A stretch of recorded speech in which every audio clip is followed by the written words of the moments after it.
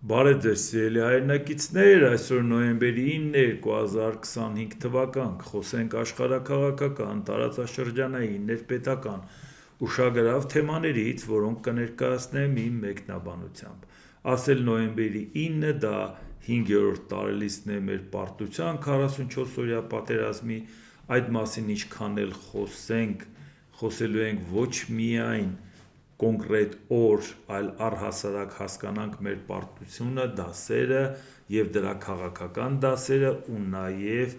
մեր գործընկերությունը այդ ֆոնին Ռուսաստանի հետ երեք, այսօր եւ վաղը հասկանանք ինչ դասեր քաղեցին այդ ամեն ինչից։ Իհարկե դա կանրադառնամ մի փոքր ավելի ուշ, որովհետեւ հանգամանալից ուզում եմ խոսեմ այդ թեմայի մասին։ Արագ աշխարհաքաղաքական իրադարձություններին անդրադառնանք ու անցնենք դրան։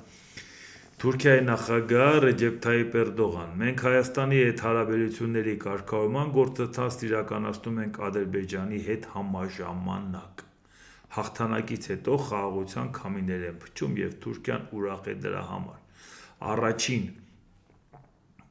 Ինչքան էլ Հայաստանը փորձում է Թուրքիայի հետ ուղիղ աշխատել եւ անընդհատ խոսում է դրական զարգացումներից, Թուրքիայից պարբերաբար ասում են, որ առանց Ադրբեջանի պահանջները կատարելու Թուրքիայի հետ հարաբերություն չի կարգավորվելու։ Ու նույնիսկ եթե համարենք, որ իրանք ցանկանում են հարաբերություն կարգավորել, պատերազմից էլ անցել է 5 տարի, բայց հատուկ շեշտում է հաղթանակից հետո խաղաղության քամիներ են փչում, ոչ թե այսօր գործընկերային հարաբերությունները առաջացել, ոչ թե Միացյալ Նահանգների նախագահը միջնորդել է, ոչ թե իրար հետ փորձում են հասարակություններին տրամադրել խաղաղության, ոչ, ելակետը նա է, մենք հաղթել ենք եւ դրանից ենք մենք շարունակում համագործակցությունը։ Այս պետության հետ է Հայաստանը ցանկանում մեզ բացատրի, որ ինչ ա եղել, որ մենք պետքա Թուրքիայի հետ լավ լնենք, էս լնի, այն լնի, ճանապարհները բացենք, առևտուր անենք, հասկանում եք, որ ինչքան կարևոր է։ Իդեպ, ինչքան իրանք ջանում են, որ Թուրքիայի Ադրբեջանի հետ հարաբերությունը կարգավորեն, նույնիսկ չեն նկատում, որ մենք կարող է խնդիր ունենանք մեր հյուսիսային եւ հարավային ավանդական կառույցների ու պետությունների հետ ու նրանց կապերի հետ, որոնք որ միայն մեր մեղքով չի, որ նրանց հետ կարող է խնդիր ունենանք, բայց դա էլ պետք է հաշվի առնենք, ոչ թե պետքա մտածենք, այս ինչ լավ է, եթե խնդիրներ ունենանք, կբացենք Թուրքիայի եւ Ադրբեջանի հետ, միամիտ պետք չի լինել, եթե նրանց հետ խնդիր ունենանք, Թուրքիան ու Ադրբեջանը այնպիսի ստրկացուցիչ պայմաններ կառաջարկեն, որի պարագայում մենք նույնիսկ կմոռանանք, թե իմաստունի այդ ճանապարհը բացվել թե չէ։ Այդ ճանապարհը իրանք կցանկանան այլընտրանքային լինի, որ իրանց դերակատարությունը մեծացնեն, իսկ եթե այդ ճանապարհը իրանցը լինի միակը, այդ դեպքում շատ լուրջ խնդիրներ կառաջանա։ Դրա համար մենք դրան էլ ուշադրություն կդարձնենք, ինչա կատարվում թե Վրաստանում, թե Իրանում։ Ռուսաստանի արտգործնախարար Սերգեյ Լավրով. Մենք ներկայումս սպասում ենք Միացյալ Նահանգների հաստատմանը, որ Անկորիջի համաձայնագրերը մնում են ուժի մեջ։ Այսինքն օգոստոսի 15-ին Ալյասկայում հանդիպման արդյունքում քննարկումներ եղավ։ Դոնալդ Տրամպը մեծ հույսեր ուներ, որ Վլադիմիր Պուտինի հետ կհասնեն հաջողության։ Վլադիմիր Պուտինն եկավ, իր պահանջները դրեց։ Տրամպը այդ պահին գուցե պատրաստ չէր նրան տեղը դնելու, որտեղ ինքը դեռ պատկերացնում էր, որ նա եկել են հանդիպել են եւ լրիվ հարցերը կլուծվի այդ հանդիպումով, բայց հետո ինքն էլ հանկարծակի եկավ, երբ որ տեսավ, որ Ռուսաստանը չի եկել կարգավորման, այդ պահին էլ Տրամպը պատրաստ չէր Ռուսաստանին տեղը ցույց տալու, հիմա հազիվ է ուզում դա փորձի անել, ուր մնաց թե օգոստոսի 15-ին, բայց հիմա ինչ է ստացվում։ Տրամպը փոխել է հռետորաբանությունը, Տրամպը ասում է, որ մենք Հունգարիայում չենք հանդիպի, որովհետև Ռուսաստանը պատերազմը չի դադարեցնում։ Տրամպը ասում է, որ սանկցիաները պետք է ավելացնել, Ռուսաստանն ասում է դա ին վրա չի ազդի, ասում է կտենաս կազդի, թե չի ազդի, փորձում է սկզբից սպառնալ Չինաստանին ու Հնդկաստանին Ռուսաստանի հետ չաշխատեք, հետո հասկացա, որ գործընկերային տարբերակն ավելի արդյունավետ է եւ սկսեց նրանց հետ աշխատել, որ հրաժարվեն ռուսական նավթից։ Այս պարագայում փոխված իրավիճակում Լավրովը կանգնում ասում է մենք սպասում ենք, որ Տրամպը օգոստոսի 15-ի պայմանավորվածությունների հետ կապված հստակեցում մտցնի եւ հաստատի։ Ինչը հաստատի այդ մարդը հրապարակային ասում է, որ տղեկ ջան, այդ որ խաբել էիք, վերջ, արդեն բացահայտվել եք։ Արդեն Տրամպը հասկացել է, որ դուք ի վիճակի չեք Ուկրաինային, ձեզ պետք է Ռուսաստան ու Ամերիկան օգնի Ուկրաինային ճնշի, որ դուք կարողանաք առաջ գնաք, դուք խնդիրներ ունեք, հետո լրիվ փոխվեց Տրամպի հռետորաբանությունը, ասեց 3 օրում պետք է գրավեիք, մի շաբաթում պետք է գրավեիք, 4 տարի անդեղ եք, էս ինչ եք անում, զոհեր եք տալիս, հազարովի խնդիրներ եւ անգամ հայտարարեց, որ Ուկրաինան հնարավորություն ունի հաղթելու, այդ մի անգամից ինքը նման տեսակետ չէր հայտնել, որ Ուկրաինան հնարավորություն ունի հաղթելու, ընդհանրապես խոսում էր զինադադարի մասին, Ուկրաինան էլ պետքա տարածքներ զիջի։ Այսինքն կարծես այս մարդիկ չեն հասկանում, որ իր վիճակը փոխվե։ Իրանք ասում են ոնց, բա մենք Տրամպին չէինք խաբել, բա որ Տրամպին խաբել էինք։ Հիմա Տրամպը ինչի՞ չի հավաստիացնում, որ ինքը խաբված է։ Տղեկ դուք ապուշ եք, չեմ հասկանում։ Մարդը ասում արդեն խաբված չեմ, ժողովուրդ, ասում եք, մինչև հիմա ասում ախր ոնց է ասում են Ստամբուլում ասում են, այ մարդ պայմանավորվել էինք է Զելենսկու հետ, հայեր խաղաղություն էինք է հաստատում, այն էլ են փիս վարչապետը զանգեց, բան արեց, խառնեց իրար, բանից այդ Մեծ Բրիտանիայի զանգեց խառնեց իրար Բորիս Ջոնսոնը, որ Զելենսկին հրաժարվեց։ Լսի, 3 տարի անցել է, դեռ դուք ախովիշ եք անում, ոնց վերադառնանք Ստամբուլ, անցել է 3 տարի, իրավիճակ է փոխվել։ Ձեր հարաբերակցությունը ուժերի, Եվրոպայի վիճակը, Ամերիկայի վիճակը եւ այդ շոկային պատերազմից դուրս գալուց հետո լրիվ ուրիշ իրավիճակ է։ Դուք դեռ լացուկոցը դրել եք, թե մի հատ չվերադառնանք Ստամբուլ, չեք վերադառնալ, նույնիսկ եթե Ստամբուլում բանակցեք, դա այդ բանակցության շարունակությունը չի, այս մարդիկ այս խելքին են, ժողովուրդ ջան, աշխարհը փոխվի, չփոխվի, իրանք այդ խելքին են, հիմա Ռուսաստանի նախագահի մամուլի խոսնակ Դմիտրի Պեսկովն ինչ է ասում, Վլադիմիր Պուտինը միջուկային փորձարկումների նախապատրաստական աշխատանքները սկսելու հրաման չի տվել, նախ պետք է որոշվի դրանց իրագործելիությունը։ Պուտինը հայտարարել է, որ Ռուսաստանը հակված է միջուկային փորձարկումներն արգելելուն, սակայն եթե դա անի մեկ այլ երկիր, Մոսկվան կպահպանի հավասարակշռությունը։ Պեսկովը նշել է, որ ոչ Ռուսաստանը, ոչ էլ Չինաստանը միջուկային զենք չեն փորձարկում։ Հիմա հարց է ծագում։ Ռուսաստան առավոտից իրիկու ահաբեկում էիք, որ մենք միջուկային զենք կօգտագործենք, եթե հանկարծ մեր ուզածը չտակ, մոլորակը կպայթեցնենք, այս կանենք, այն կանենք, երբ որ դուք դա ասում էիք, դե ավանդաբար Ամերիկայի նախագահները որպես կանոն աշխարհը մահվանից չեն վախենում են սովետական միության կամ Ռուսաստանի ղեկավարների սպառնալիքներից։ Մայից ինչ վախենամ, սովորական բան է, բոլորն էլ մեռնում են։ Բայց այն վախը, որ իրանք ունենում են, ասենք Բրեժնևից, Խրուշչովից եւ բանից Պուտինից, այդ սարսափը դա իրանց մոտ հատուկ սարսափ է, ժողովուրդ ջան, բայց դուրս են գալի, չէ՞ դրանց մեջից։ Ժամանակին էլ են այդ սարսափից դուրս եկել Ամերիկայի նախկին նախագահները։ Այդ անցել են այդ փուլ, հետո փլել են խորհրդային միությունը։ Այսինքն բա դուք էիք սպառնում։ Տրամպն էլ վախեցել էր։ Հետո իրան գլխի գցին ասին ինչ ես վախենում։ Աշխարհի ամենահզոր միջուկային պետությունն է։ Հետո էլ ոգևորվեց, ասեց մեր Սուզանավերը տարել ենք նստեղ ենք դրել, դա էլ պետք է չասեր ասեց, որ մենք ինչ ունենք վախենալու։ Հիմա դուք էիք սպառնում։ Այսինքն դուք չէիք փորձարկել, սպառնում էիք։ Ով չգիտի, որ ձեր միջուկային զենքը պահեստներում դրած, որ մի հատ փորձարկեք, կարող է տեղում պայթի։ Մարդիկ հիմա ոչ թե վախեցած են, որ դուք այդ հրթիռով կխփեք որևէ մեկին, վախեցած են, որ դուռը բացեք գնաց կպայթի, մոլորակի հերակ անիծեք, ուղակի մենակ նրա համար, որ դուք դա չեք կարող նորմալ ինչ որտեղ ուղարկեք, ձեր մոտ էլ պայթի, մոլորակին վնաս կտակ։ Բայց դու էիք սպառնում։ Այնքան սպառնացիք, Թրամփին գլխի գցեցին, ինքն էլ ասեց ոնց, դե հիմա բերեք միջուկային զենքը փորձարկենք, լավ մի հատ տենակետում են վախացնում։ Հիմա ասում է ժողովուրդ ջան, մենք չենք փորձարկե, եթե դուք չանեք, մենք չենք անելու։ Բայց ինչով էիք վախացնում։ Ում էիք վախացնում։ Հիմա էլ հուզվել եք, որ չեն վախեցել։ Չէ, վախեցել էին, վախը չափել են։ Էս է այս մարդկանց քաղաքականությունը, էս է այս մարդկանց դիվանագիտությունը, որ Հայաստանը գնացել ասենց ոտերն անգել Հայաստանի իշխանությունները, մարդկանց էլ թվացել է, թե էս ինչ դիվանագիտություն ունեն։ Առավոտից իրիկու ասում էին դե ռուսներին,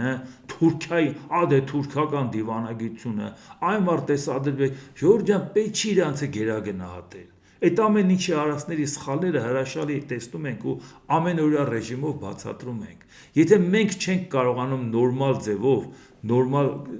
մեր երկրի շահերը ներկայացնենք, մեզ թվում է թե մյուսները գերհզոր են։ Լավ իրանց արած քայլերն էլ նայեք, տեսեք մեկը մեկի հետևից ինչ սխալներ են անում։ Ուղղակի դիմացինը Հայաստանի իշխանություններն են, այդ սխալները որևէ ձևով դրանից մենք չենք կարողանում օգտվել։ Ադրբեջանի արտգործնախարար Ceyhun Bayramov 2023 թվականին Ղարաբաղում ռուս խաղաղապահների հրամանատարությունը գործողության մասին տեղեկացվել էր դրա մեկնարկից 10-15 րոպե առաջ։ Խաղաղապահները տեղեկացվել են վտանգի մասին եւ նրանց խորհուրդ է տրվել տեղափոխվել ավելի անվտանգ վայրեր կամ զորանոցներ։ Էնպես չի, որ այս մասին մենք չգիտեինք, անպայման պետք է Բայրամովն ասեր, որ իմանայինք, բայց որ Բայրամովն է ասում, մենք կարողանում ենք մարդկանց աչքը մտցնել, ասում ենք տեսակ, ժողովուրդ ջան, բայց այդ ժամանակ ասում ենք խելքները դրել եք Ռուսաստանի խելքին, երբ որ ասում ենք պետք չի Ռուսաստանին վստահել, ասում են եթե Ռուսաստանին քննադատեք, բա Ռուսաստանն է Արցախը պաշտպանում, այդ ինչ եք անում, Պուտինի նկարով, Ռուսաստանի դրոշով, ախր այդ ամեն ինչի մեջով անցել ենք, չէ, ինչքան էին մեղադրում, եթե դուք Ռուսաստանին քննադատում եք, դուք թիկունքից հարվածում եք Արցախին։ Ադրբեջանը ընդհանրապես ասել է 15 րոպե առաջ, որովհետև ասել է ընենց արեք դուք չմեռնեք։ Դուք չեք կարող ոչ կանխեք այդ հարձակումը, ոչ էլ կարող պաշտպանեք Արցախի բնակչությանը։ Ինչ է այս հատուկ նշում, որ տեղեկացված է 10-15 րոպե առաջ, հատուկ ստորացնելու նպատակով, որ դուք ով էիք, որ մենք ձեզ Այդ էլ ընդհանրապես ձեզ ասել եք 10-15 րոպե առաջ մենակ նրա համար, որ տեղափոխվեք զորանոցներ, որպեսզի զոհեր չտաք։ Դուք չեք կարող պատերազմը կանխել, դուք չեք կարող իրանց որոշումը կանխել, դուք չեք կարող արցախցիներին պաշտպանել։ Բա ինչ էիք անում այնտեղ որպես խաղաղապահ։ Ասում են գնացեք դուք ձեզ պաշտպանեք։ Հիմա լսեցիք ժողովուրդ ջան, այո, Արցախի կորուստից հետո վերջապ Ձեզ թվում է հիմա շատերը դեռ ընդունում են, որ Ռուսաստանը Հայաստանի բարեկամը չի կամ Արցախին չէր պաշտպանելու, էլի մտածում են մենք ենք մեղավոր, որ Ռուսաստանը չի արել։ Մարդիկ պարզ բացատրում են, թող Ռուսաստանից կանգնեն ասեն, այդ ինչ ես ասում, դու ժամանակին ես ասել, կամ ընդհանրապես չես ասել։ Մենք որ իմանայինք, գիտես ինչ կանեինք։ Բայց թող ասեն, ինչ ա խանգարում։ Այս որ Բայրամովն ասել է մենակ Հայաստանում, մենք իմացել, Ռուսաստանում չեն իմացել, բայց թող պատասխանը տան։ Ինչ պատասխան պետք է տան։ Ասեն մեզ տեղյակ չեն, բայց ավելևած ձեզ համար որ տեղյակ չեն բայ։ Դա նշանակում ընդհանրապես ձեզ բանի տեղ չեն դրել։ Բայրամովն ուղղակի ասում է, չէ, ասել ենք, որ չմեռնեք, էդ էլ մեր կողմից ձեզ խաթր են կարել։ Այս է վիճակը, այս Ռուսաստանի հետ կապված է այն ժամանակ հույս դնել եւ այսօր էլ են հույս դնում։ Մենակ են չի, որ այն ժամանակ են դնում։ Իսկ հիմա մենք նայենք, թե Հայաստանի դաշնակիցը, որը այդքան խնդիրներ ունի արևմուտքի հետ, հիմա ինչպես տեսնում եք նաև միջուկային փորձարկումներից անհանգստացած, հիշում եք, որ Պուտինի խոսքն էլ մի երկու օր առաջ ներկայացրեցի, որ ինքը խիստ անհանգիստ էր Ամերիկայի միջուկային փորձարկումներից, եւ այս այն երկիրն է, որի հետ Հայաստանը հերիք չի ցանկանում անգամ Ամերիկայի աջակցությամբ Ռուսաստանի հետ հարաբերությունը սերտացնի, մի բան էլ առաջիկայում գնում են ընտրության, կռիվ գալմաղալ են անում, թե ով է սպասարկելու Ռուսաստանի շահերը։ Այս է Ռուսաստանն է, հիմա շարունակությունը նայենք, որ պատկերացնեք, սա ում դաշնակիցն է։ Ռուսաստանի արտգործնախարար Սերգեյ Լավրով Հաճախ ենք հիշում, որ Ռուսաստանը դեռևս ունի երկու դաշնակից՝ բանակը եւ նավատորմը։ բայց մենք անշուշտ պետք է ավելացնենք օդատիեզերական ուժերը։ Ասում է Լավրովը, արտաքին գործերի նախարարը, ասում է, որ մեր դաշնակիցը բանակն է եւ նավատորմը, հիմա քանի որ 21-րդ դարն է, նաեւ ավելացված է օդատիեզերական ուժեր, այսինքն մենք դաշնակից չունենք։ Եվ ում տպավորության տակ է մնացել, այս կարգի փորձառու դիվանագետը այն արտահայտության, որ Ռուսաստանն ունի միայն երկու դաշնակից՝ իր բանակը եւ նավատորմը։ Իսկ այս խոսքերը վերագրվում են կայսր Ալեքսանդր III-ին, 19-րդ դարի վերջ։ Այսինքն այնքան է տպավորված Լավրովը այս խոսքերից, ընդամենը 19-րդ դարից մինչև 21-րդ դար, ասում է, չէ, ժողովուրդ ջան, դրան ավելացել է նաև օդատիեզերական ուժեր, այսինքն ինքը նորմալ է ասում, ինքը տպավորված է Ալեքսանդր III-ի խոսքով, որ Ռուսաստանը դաշնակից չունի, նրա դաշնակիցը իր զինվորն է, նրա դաշնակիցը իր ուժն է։ Այն դեպքում այնքան տպավորված է, մի հատ նույնիսկ չի էլ խորացել դրա մեջ, որ Ալեքսանդր III-ը նման բան չի էլ ասել։ Ալեքսանդր III-ի փեսեն է ասել, որ նա ասել է, իսկ իր վարած քաղաքականությունը հաստատ Ռուսաստանին մեկուսացման կամ կոնֆրոնտացիայի չէր տանում, զենքի ուժով խոսալու չէր տանում, նա պայմանագրեր էր կնքում, Եվրոպայի հետ ցանկանում էր աշխատել, Ֆրանսիայի հետ պայմանագիր կնքեց գործընկերության, այսինքն հաստատ այս արտահայտությունը, որով տպավորվել է Լավրովը, այս արտահայտությունը նույնիսկ բնորոշ չի այն թագավորին, որին դա վերագրում են, բայց այնքան են տպավորված, որ Ռուսաստանին դաշնակից պետք չի, Ռուսաստանը հույսը պետք է դնի իր բանակի վրա, հասկանում եք խնդիրը որն է։ Այս մարդիկ այս մակարդակի վրա են ժողովուրդ ջան, 21-րդ դարում դեռ մտածում են, որ 200 տարի Ռուսաստանը դաշնակից չուներ, իր բանակներ դաշնակիցը, 200 տարի հետո ավելացել է մի հատ օդատիեզերական ուժերը։ Մենք համարում ենք, որ այս երկիրը Հայաստանի ռազմավարական դաշնակիցն է, դե լավ հասկացանք, մենք չենք, ես չեմ համարում, դուք էլ չեք համարում, բայց փաստ է, չէ՞։ Մեր պետության հետ կնքված միջպետական պայմանագրեր են, չէ՞։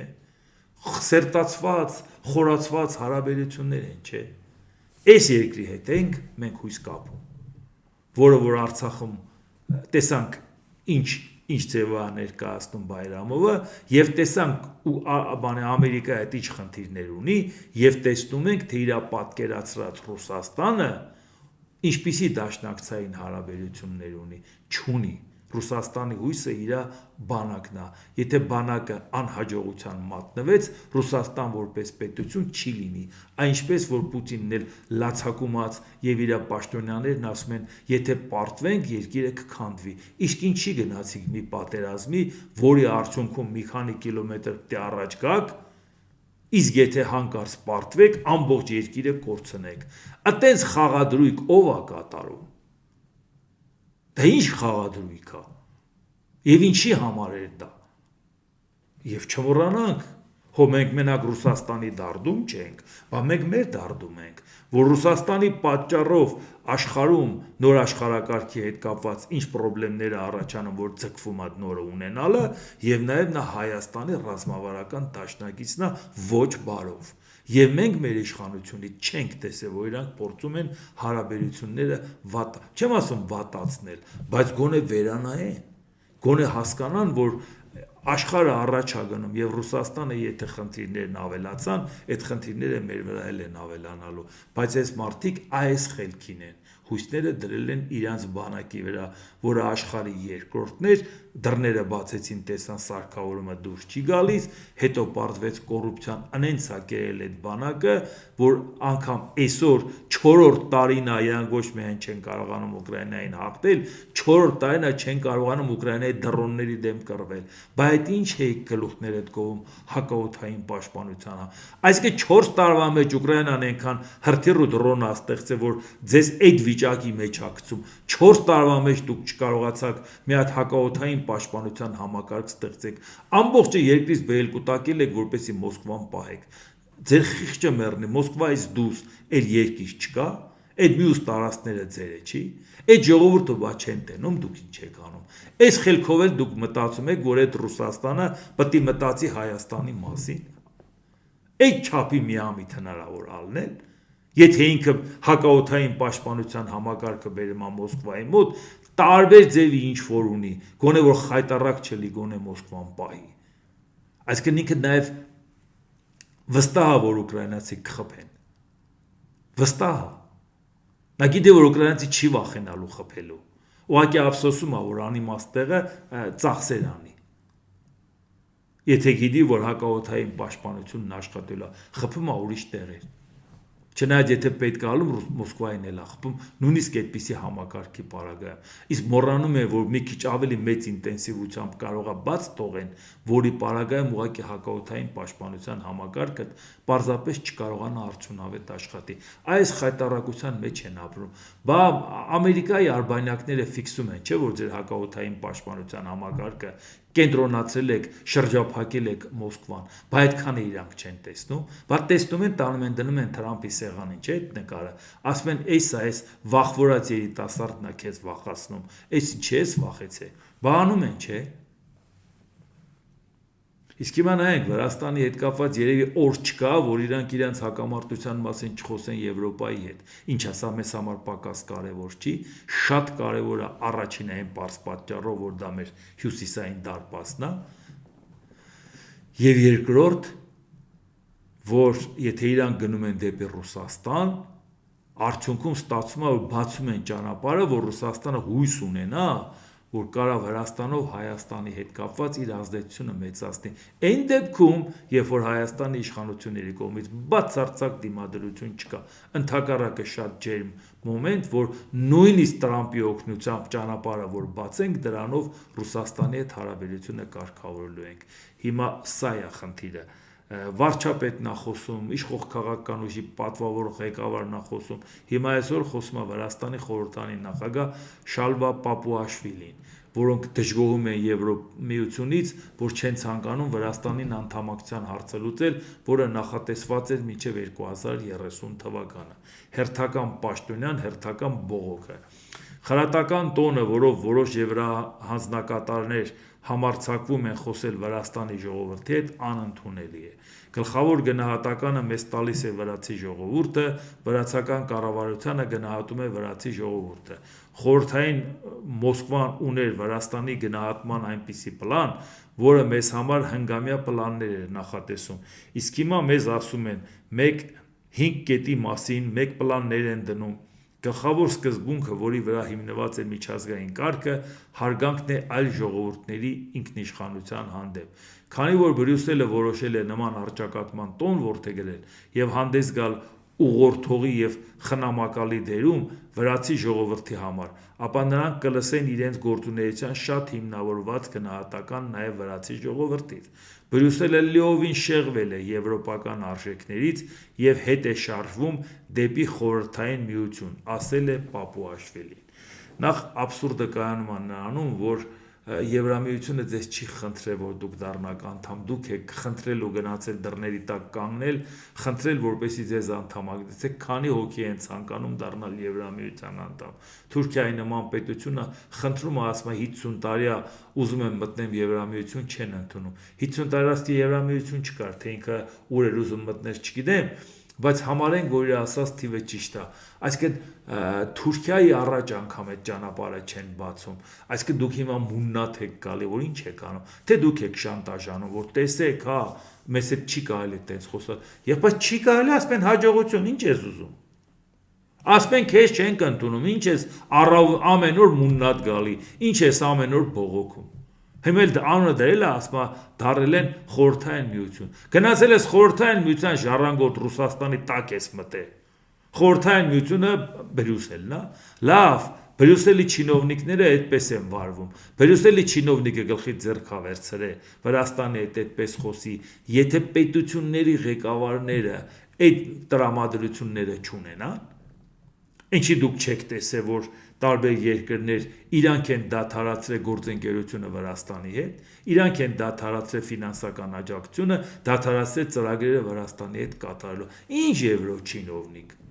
Կարելի է կարծել եվրոչինովնիկն է որոշում Վրաստանը 2035 դառնա թե չէ։ Քաղաքական որոշում է կայացնում, դու սխալ ճանապարհով ես գնում։ բայց սա նաև խնդիր է մեզ համար։ Սա նաև խնդիր է, որովհետև Վրաստանի հետ մենք ուզում ենք խնդիրներ չունենանք, պետական մակարդակով չունենանք։ Այո, մենք այսպես կարող ենք քննարկել իշխանությունները սխալ են անում եւ այլ, բայց մեր իշխանությունները մի օր տպավորիչ հաղթանակից են խոսում Վրաստանի ընտրություններին, որը կասկածի տակ է դնում ամբողջ արևմուտքը, մյուս օրը կարող է որոշում կայացնեն, որևէ կառույցում են իշխող քաղաքական ուժի падգամավորները, որոնք Վրաստանին մեղադրեն ոչ լեգիտիմ ճանաչեն նրա իշխանությունը, ընտրված իշխանությունը։ Այս է մեր քաղաքականությունը։ Ով է ձեզ խնդրում ոչ այն արեք, ոչ այն արեք։ Հանգիստ նորմալ մի կողմ քաշվեք, ասեք, թող Վրաստանն իր հարցերը աշխարհի հետ կարգավորի։ Մեր թեման չի։ Մեր գործընկերն է, մեր հյուսային հարևանն է, մեր ճանապարհն է, մենք ինչ գործ ունենք, մտնենք դրա մեջ։ Իսկ հիմա տեսնում եք Վրաստանը ամեն օր խնդիր է ստեղծում։ Խնդիր ստեղծելու դեպքում, եթե մենք ինչ որ մի ձևով ճիշտ քաղաքականություն չվարենք, այդ խնդիրը կդառնա նաև մեզ համար խնդիր։ Իսկ հիմա հերթական անգամ օր չի եղել, որ Իրանից այս հարցի հետ կապված չխոսան։ Իրանի արտգործնախարար Սեյիդ Աբբաս Արաղչի Միացյալ Նահանգների հետ բանակցությունները ներկայումս անհնար է։ Բանակցությունները հնարավոր են միայն այն դեպքում, երբ Միացյալ Նահանգները պատրաստ լինի հավասար եւ փոխշահավետ երկխոսության, սակայն Վաշինգտոնի ներկայիս մոտեցումը նման հնարավորություն չի մատնանշում։ Երբ ամերիկացիները պատրաստ լինեն բանակցել հավասար հիմունքներով եւ երկու երկրների համար էլ օգտակար համաձայնության հասնելու նպատակով, բանակցությունները հնարավոր կդառնան եւ Իրանը կքննարկի այս տարբերակը, ասել է Իրանի արտգործնախարարը։ Ժորժ ջան, հիմա տեսնում եք սա ինչա կատարվում։ Մեր մոտից ծպտուն դուրս չի գալի, որտեղ մտածում են, հա ինչ խոսա։ Իրանն է իր խնդիրները Ամերիկայի հետ քննարկում է, մեզ ինչ։ Բայց ես այն որ գլխապատառ չգնայիք Իրանի հետ, մտածեիք թե նենց հարցեր եք լուծելու, կամ էլ թե չէ դուք նենց հարթակ եք ստեղծելու, որտեղ Ամերիկան ու Իրանը սերտ համագործակցելու են հայկական տիրույթում։ Այ միամիտներ, այտենց բան ոնց եք պատկերացնում։ Այս մարդիկ իրանց հարցերը չեն լուծել։ Այս մարդիկ իրանց հարցերը ոչ միայն չեն լուծել, ամեն օր ռեժիմով գնում են սպառնալիքի։ Այս պարագայում ոնց եք պատկերացնում մեզ համար։ Եվ սա էլ մեր հարավային դարպասն է, աշխարհի հետ հարավով կապող դարպասն է, որի հետ կապված մենք նաև պետք է շատ ուշադիր լինենք եւ նաև հետևենք թե իրանց մոտ ինչա կատարում, որտեղ լավ հիշում եք բանակցային ընթացքում մեկ էլ հարված հասցրեցին Իրանին, այսինքն այնպես չէր որ Իրանը պատրաստ էր դրան, ընդհակառակը Միացյալ Նահանգների ծածին լավ էլ բանակցում ենք զգոնությունը բթացնելու, այսինքն նաև այդ պարագայում մենք ոչ մի օր չգիտենք թե ինչ կարողա տեղի ունենա, մի քանի օրվա պատերազմներ մենք արդեն խնդիրներ ունենք ապրանք ստանալու հետ կապված, դա մեզ համար խնդիր է, որովհետև մենք պետք է պատրաստ լինենք այդ ամեն ինչին, այդ զարգացումներին ուշադրությամբ հետևենք։ Իսկ հիմա 44 օրյա պատերազմի հետ կապված, երբ որ ասում ենք դասերը նայենք ու ինչքան էլ խոսենք այդ թեման, անսպառ է, որովհետև այդ թեմայի արդյունքում մենք պարտվել ենք եւ տեսնում եք ինչ իրավիճակի առաջ են կանգնած։ Այսինքն այնպես չի որ դա ավարտվեց վերջ, խոսում ենք միայն պատմության մասին։ Դա շարունակություն ունի, որովհետև այդ պարտությունը նաև տարածվում է Հայաստանի վրա։ Հայաստանը լուրջ խնդիրներ է ունենում դրա պատճառով։ Ինչքան էլ մեր իշխանություններն ասեն մեր պարտությունը մեր հաղթանակն է, դա իրանց հաղթանակն է, որովհետև այդ պարտության արդյունքում նորից շարունակեցին մնալ աթոռի վրա։ Իրանք հաղթանակը դա է, դա Հայաստանի հաղթանակի մասին չի խոսքը։ Իրանք տենց էլ պարզ ասում են, Հայաստանի պարտությունը իրանց հաղթանակն է, ինչ կա չհասկանալու։ Ավելի պարզ ոնց ասեն։ Եվ հետո մենք ի վերջո հասկանանք այս բանավեճը, որ հիմա գնում է, ավելի պարզ ձևով մի քանի անգամ ասել է Նիկոլ Փաշինյանը, երեկ էլ ավելի հստակեցեց։ Կարելի էր կանխել պատերազմը, եթե մենք ընդունեինք, որ միջազգային հանրությանը եւ մեր տեսակետները շատ հեռացել էին իրարից, այսինքն նրանց պատկերացումը նա էր Արցախը տեսնել Ադրբեջանի կազմում, մենք պատրաստ չէինք դա անել, որի պարագայում մեզ պետք էր պատերազմ, որպեսզի պարտվեինք, պարտության արդյունքում հանձնեինք, այլապես ով կթողեր, որ մենք հանձնեինք։ Այդ ամեն ինչը ինքը ասել է եւ ազգային ժողովի բարձր ամբիոնից եւ երեք ուղակի ինքը հայտարարեց, ավելի հստակեցրեց, որ այո, ինքը կարող էր պատերազմը կանխել, բայց մտածեց, որ կարող է իրան հասնել դավաճան։ Եվ այդ ընթացքում, երբ որ նաև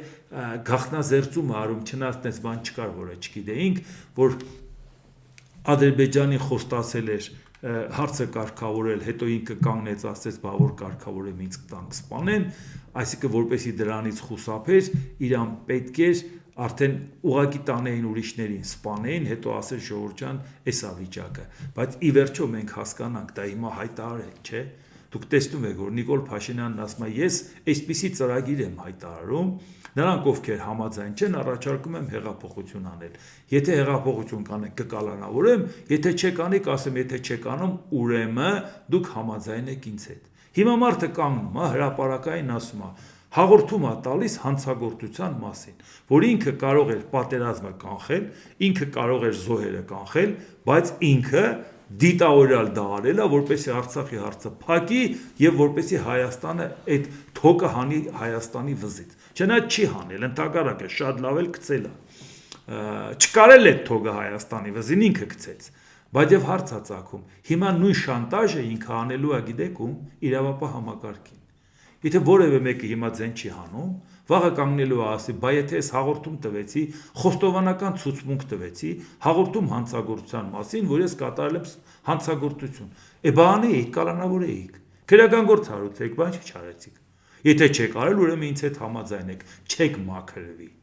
Որտեւ ինքը հիմա մահուկենաց կռվի է գնալու։ Իրան պետք է որ որևէ մեկը նեյտրալ չմնա։ Որոշեք, եթե որևէ մեկը ցանկանում է Նիկոլ Փաշինյանին պաշտպանելով sense լղոզված, մի օր քննադատի դոզավորված, մի օր պաշտպանի, մի օր ասի, այ ես հարցում քննադատում եմ, բայց ես հարցում ինքը լավ ավարվել է հարցում, ասում է թողեք այդ ամեն ինչը այդ հեքիաթը։ Ես մահուկենաց կռիվ եմ գնում։ Ցույց մի տվեք, որի փրթե դուք անկողմնակալ վերլուծաբան եք կամ քաղաքագետ եք կամ փորձագետ եք։ Եթե դուք ինձ պաշտպանում եք, եկեք այս արունը քսեք ձեր երեխեքի ձեռքերին։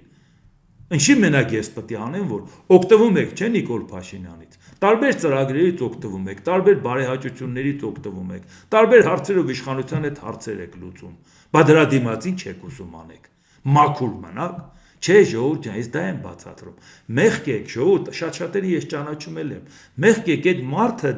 իր արունը քսում է ձեր վրա, ձեր ձեռքերին։ Դուք դա վերցնում եք ձեր վրա ու դուք չեք կարող ասել, բա մենք դրան համաձայն էինք։ Մենք ուրիշ բան է, մենք ասֆալտից էինք խոսում։ Մենք ասում ենք, այս հարցը ինքը դրական ար է, հո մենք չէինք ուրիշ չես կարող, եթե դու ձայն չես հանում, եթե դու համագործակցում ես, ուրեմն այդ արունը վերցնում ես քու վրա։ Իսկ Փաշինյանը դա հատուկ է անում, ժողովուրդ ջան։ Դա հատուկ անում է, դուք չկարողանաք փախնեք դրանից։ Դրա համար ես ուզում եմ ասեմ, որ երբ որ ինքը ասում է, երբ որ բանակցային թեման, մենք նայեցինք, որ այլևս ճանապարհ չկար, հասկացանք, որ հարցը պետք է լուծվի պատերազմով, պատերազմում էլ Հայաստանը պետք է պարտվի, նույնիսկ այդ հարցում է ինքը ստում։ Այդ կարող է իր ուղեղով հնարավոր չէր դա անել, որ ասում է միջազգային հանրությունը այդպես է։ Դա էլ մենք հասկանանք, իսկ ինչ է ասել միջազգային հանրություն, որ անդադ օրինակաբերը 91 թիվ կամ 96 թվականի դեկտեմբերի 3-ին Լիսաբոնի գագաթնաժողով, որտեղ Ադրբեջանն առաջարկեց Արցախը պետք է լինի լայն ինքնավարությամբ Ադրբեջանի կազմում։ Եվ դա ներկայացնում է որպես դատավճիռ միջազգային հանրությունը դա է արել։ Եթե Նիկոլ Փաշինյանն ասում է միջազգային հանրությունը դե 91 թվականից Արցախը ճանաչում է Ադրբեջանի կազմում, մի հատ հարց է ծագում 91 թվականից հետո։ Դա չեմ խոսում փլուզված խորհրդային միության, չեմ խոսում Չեխիա-Սլովակիայի մասին։ 91 թվականից հետո պատահաբար Նիկոլ Փաշինյանը չի տեսել, որ Էրիտրեա պետությունը ա ստեղծվել 93 թվականին։ Պատերազմների արդյունքում, կոնֆլիկտների արդյունքում, ի վերջո Եթովպիայից առանձնացավ, 93 թվականին դարձավ ՄԱԿ-ի անդամ։ Չի տեսել։ Հարավային Սուդանը 2011 թվականին նորից պատերազմներ, նորից կոնֆլիկտներ, տևական խնդիրներ, չի տեսել, որ Հարավային Սուդանը հանրաքվե արեց, որի արդյունքում Սուդանից անկախացավ 2011 թվականի փետրվարի 7-ին արդեն դա ֆիքսվել է։ Հուլիսին արդեն դա կյանքի կոչվեց, հուլիսի 14-ին ՄԱԿ-ը նրան ճանաչեց որպես ՄԱԿ-ի անդամ պետություն, միջազգային իրավունքի սուբյեկտ։ Իսկ ինչի եմ հատուկ նշում 11 թիվ։ 11 թվականին տեղի է ունեցել Կազանի գագաթնաժողովը 1911 թվականի հունիսի 24-ին։ Բա մենք նախադեպ չունեինք։ Նախադեպ մենք չունեինք, որ 2008 թվականի փետրվարի 17-ին Կոսովոյի ինքնակառավարման մարմինը որոշում կայացրեց անկախանալու։ Ուշադրություն հանրաքվել չի արել։ Ինքնակառավարման մարմինը անկախությունը հռչակ է, անջատում հանուն փրկության, որի պարագայում միջազգային տարբեր երկրներ պաշտպանեցին։ Սերբիան ասեց, «Էս ինչ եք անում»։ Սերբիան դիմեց ՄԱԿ-ի միջազգային դատարանի։ Իսկ ՄԱԿ-ի միջազգային դատարանը 2010 թվականի հուլիսի 22-ին որոշում կայացրեց, որ այդ որոշումը չի հակասում միջազգային օրենսդրությանը։ Բա մենք ունենք դա, չէ՞։ Եթե 2007 թվականի նոյեմբերի 29-ի Մադրիդի փաստաթղթով մենք չունեինք այդ որոշումը, որովհետև մենք խոսում ենք 2008-ի մասին, բայց 2008-ի այդ որոշումները մենք ունեինք, չէ՞, Կազանում։ Ինչի ոչ մի բան մեր կյանքում չփոխվեց։ Ասում են դա ճակատագիր էր, ինչ ճակատագիր էր։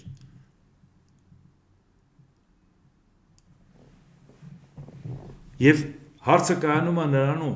ասում են միջազգային հանրության որոշումը։ Կազանի հունիսի 24-ի փաստաթուղթը ոչ միայն համանախագահապետությունները համաձայնացրել էին Հայաստանի նախագահի եւ Ադրբեջանի նախագահի հետ, Սերժ Սարգսյանի եւ Ալիևի հետ, այլ նաեւ համանախագահապետություններն ասել են համաձայնեցված է եւ դա ստորագրվելու է։ Ոչ միայն համանախագահապետություններն էին հայտարարել, այլ նաեւ այդ պետությունների ղեկավարներն էին ասել, որ վերջնական ամեն ինչ եղել է եւ նրանք դրական կարծիք էին հայտնել, որ փաստաթուղթը պատրաստ է ստորագրման։ Դրա մասին ասել է Ռուսաստանի նախագահ Դմիտրի Մեդվեդևը, դրա մասին ասել էր Ամերիկայի այն ժամանակվա նախագահ Բարակ Օբաման, դրա մասին ասել էր Ֆրանսիայի այն ժամանակվա նախագահ Նիկոլա Սարկոզին։ Ժողովուրդ ջան, խաբար չեք դրանից։ Ադրբեջանն եկավ սեղանին նստեց, նախնական համաձայնվել էր, որ ստորագրի, եկավ նստեց, ասեց նտածածին կետեր բերեց ու չստորագրեց։ Վերջ։ Բայց ոնց Ադրբեջանը կարողացավ միջազգային հանրությանը ոչ միայն դեմ գնա,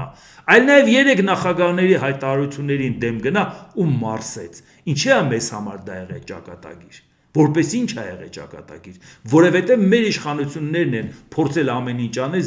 զիջելու գնան։ Այն ժամանակ էլ Նիկոլ Փաշինյանի ժամանակ առավել եւս, որովհետև ինքը այդ ամեն ինչի մեջ արդարացնում է Ադրբեջանին։ Ասում այո, դա Ադրբեջանինն էր։ Ոնց էր Ադրբեջանինը։ Մի հատ կարող եք ասել։ Ադրբեջանը 91 թվականի մարտի 17-ին խորհրդային միությունը պահպանելու հանրակրվեի անում։ 93.3%-ով կողմա քվեարկում խորհրդային միությունը պահպանել։ Հայաստանը չի մասնակցում, որովհետև ինքը անկախության հռչակագիր ուներ 90 թվականի օգոստոսի 23-ին։ Ադրբեջանը ամենամեծ թիվն է ցույց տալիս է, Ռուսաստանը Ուկրաինան 70%-ից ավել էր, Բելարուսը 80%-ից ավել էր, Ադրբեջանը 93.3 պահպանել խորհրդային միությունը հանրակրվեով։ Բայց 91 թվականի մարտի 17-ին խորհրդային միությունը պահպանելու որոշում կայացնող Ադրբեջանը օգոստոսի 30-ին կանգնում ասում է մենք ճանաչում ենք Ադրբեջանի օկուպացիան Ռուսաստանի կողմից խորհրդային միության ժամանակները եւ մեզ վերականգնում ենք Ադրբեջանի ժողովրդական հանրապետությունը 18 թվականից ստեղծված։ Բա մեկը չի ասում ժողովուրդ, քու գերագույն խորհուրդը ո՞նց է այդպես որոշումը օրինական ընդունել, եթե դու ընդամենը մի քանի ամիս առաջ հանրակրվեով ժողովուրդը ասել է խորհրդային միությունը պահպանում ենք։ Մինչև խորհրդային միությունը չլուծարեին, որևէ իրավական ուժ չէր ունենա քու գերագույն խորհրդի որոշումը։ Իսկ դրանից հետո հոկտեմբերի 18-ին իրանց սահմանադրական ակտ ընդունեցին, ճանաչելով իրանց իրավահաջորդը 18 թվի հանրապետության։ Բա հարցածագում ով պետք է դա կողի Ադրբեջանի աչքը, որ ասի ինգեր, այդ ժամանակ Արցախը եւ Ֆոյրը անկախությունը հռչակեց սեպտեմբերի 2-ին, անկախությունը չէ, ներողություն, Լեռնային Ղարաբաղի հանրապետության ստեղծումը, որտեղ լղիմ գումարած Շահումյան Գետաշեն։ Դա եղել է օգոստոսի 30-ին Ադրբեջանի անկախության որոշումից հետո։ Բա դու ինչ էիր անում։ Քո ակտը իրավական էր, մենք ինչ ենք դնում Ադրբեջանի արածը սրբագրում եւ ասում ենք մեր արածները սխալ է, իրանցը ճիշտ է։ Ով պետք է դա կողի Ադրբեջանի աչքը։ Կամ ասում ենք միջազգային հանրության որոշումը դատավճիռ էր։ Ուկրաինայի պատերազմի ժամանակ ամբողջ արևմուտքը գիտեր, որ պատերազմը 3 օր է տևելու։ Ամբողջ աշխարհն էր դա քննարկում, որ պատերազմը 3 օր է տևելու։ Ամերիկայի նախագահը արդեն ինքնաթիռ էր ուղարկում, որ Զելենսկին դուրս գա ընտանիքով։ Համարում են, որ հարցը ավարտված է։ Ուկրաինան կռվեց, միջազգային հանրության վերաբերմունքը աստիճանաբար փոխվեց։ Ինչ է նշանակում դատավճիռ էր։ Ով ասել, որ Եվրոպան շատ պետք է հուզվեր, որ ասենք Ուկրաինան ընկներ 3 օրում։ Անկեղծորեն, եթե Ուկրաինան կռվեց, Եվրոպան ուշքի եկավ, հասկացավ, որ պիտի Ուկրաինային պաշտպանի, համարձակ ձևով կանգնեց, կամաց-կամաց զինեց, կամաց-կամաց զինվեց, ֆինանսական խնդիրներ լուծեց եւ արեց։ Բայց եթե Ուկրաինան 3 օրում ընկներ, Եվրոպան պետք է զորք մտցներ Ուկրաինա, սկի հիմի չի մտցնում այն ժամանակ էր մտցնելու, կամ Ամերիկայի Միացյալ Նահանգները կռվի մեջ էր մտնելու Ռուսաստանը, սկի հիմի չի մտնում այն ժամանակ էր մտնելու։ Միջազգային հանրության իրավիճակ փոխեց մի մարդ, որը կանգնեց, ասեց կռվում ենք։ Ժողովուրդն է թիկունքին կանգնեց, կռվեցին։ Փոխվեց միջազգային հանրության իրավիճակը։ 2025 թվականի փետրվարի 28-ին Տրամպը կանչել էր, որ Զելենսկուն ասի պիտի զիջես։ Հարձակում սկսեցին ամբողջ աշխարհի առաջ։ Այդ ով չտեսավ։ Հաղթատուկ չունես, խաղակարդ չունես, դու պետք է զիջես եւ այլ եւ այլ։ Այդ չեք հիշում։ Կարար չէ Զելենսկին վախից հանձնվեր եւ իրավիճակը փոխվեր եւ պատերազմը դադարեր։